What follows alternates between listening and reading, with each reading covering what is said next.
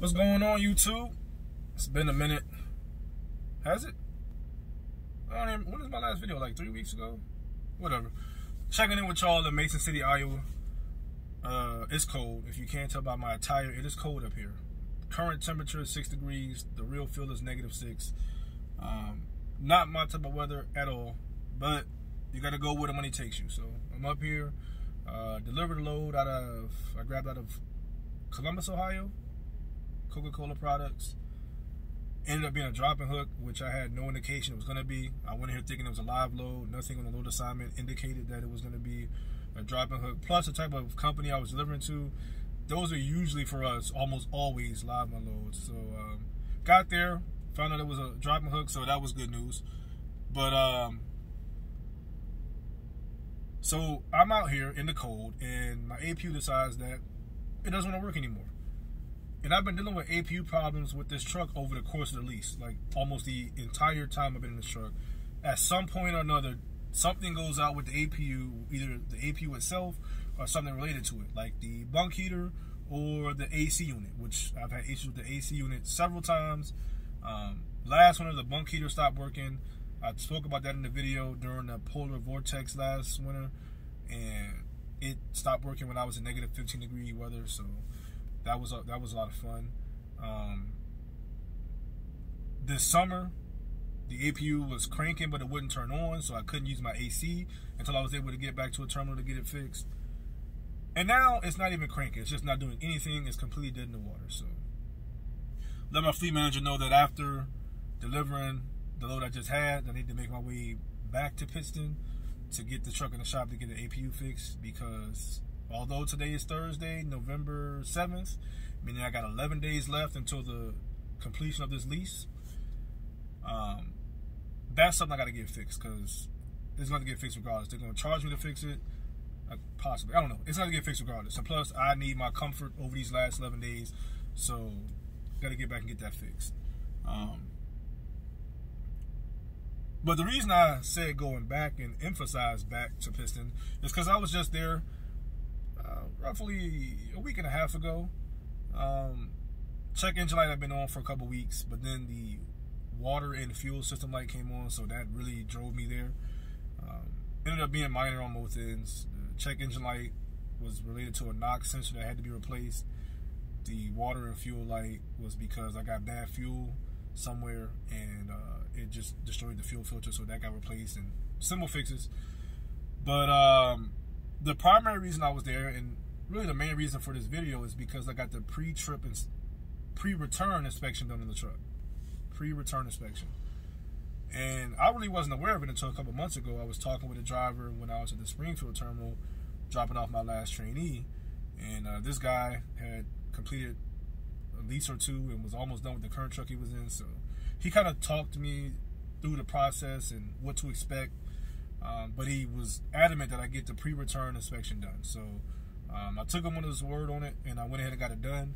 As far as I know, it's not something that's mandatory that you have to get done, but it's a good idea to get it done because it gives you an idea of what they're going to be looking at when you return the truck, which they're going to be looking at everything. They're going to go over the truck with a fine-tooth comb. You should already know that, because they're going to be selling the trucks, or whatever they can hit you for, they're going to hit you for it.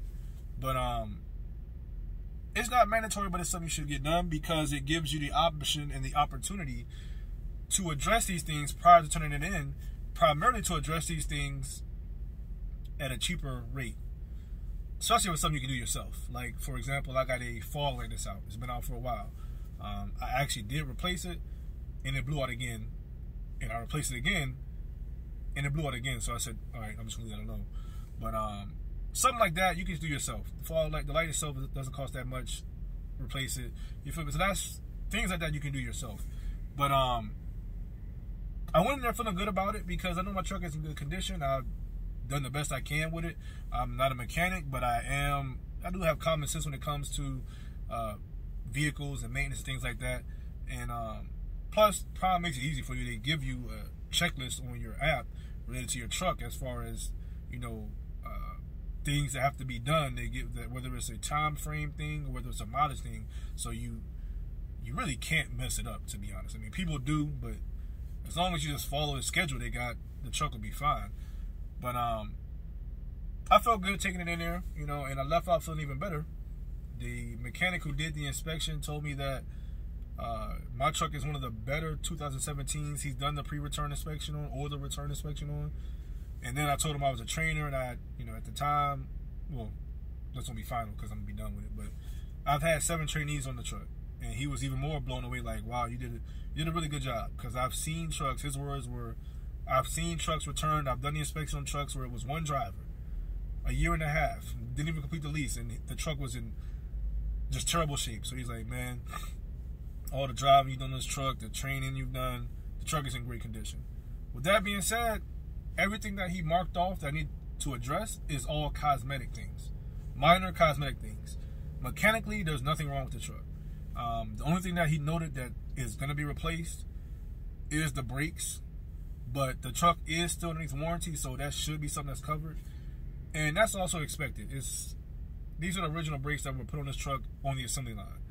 And the brakes are still in good condition. I had a DOT inspection done a month ago, and the tech who did the inspection, the DOT inspection, told me that the brakes still had at least a year of life left in them. So they're going to replace them because if you don't know, which you should know, they're selling the trucks. You lease them, you give them back, they sell them. We're going to get into that. They make a hell of money off of that, but y'all should already know it. You know what I'm saying? If you know, you know. But that's something that's going to be replaced. Tires are going to be replaced. What I learned while I was getting that pre-return inspection done, they're going to replace the windshields as well. Like, certain things they're going to replace regardless of the condition, whether it's in good condition or not. But outside of the brakes, everything else is fine. You know what I mean? And all the cosmetic stuff is minor. The driver's seat is ripped up and tore up, but that's expected. It's wear and tear. These are cheap seats. So, you know, they're going to repair it or replace it. He actually told me they would repair it. I figured they just replace it, but he just said they'll repair it. Whatever. Works for me. Drilled holes in the cabinet about my TV. One of my power outlets, 12-volt outlets up here in the front, has been out since I got the truck, to be honest.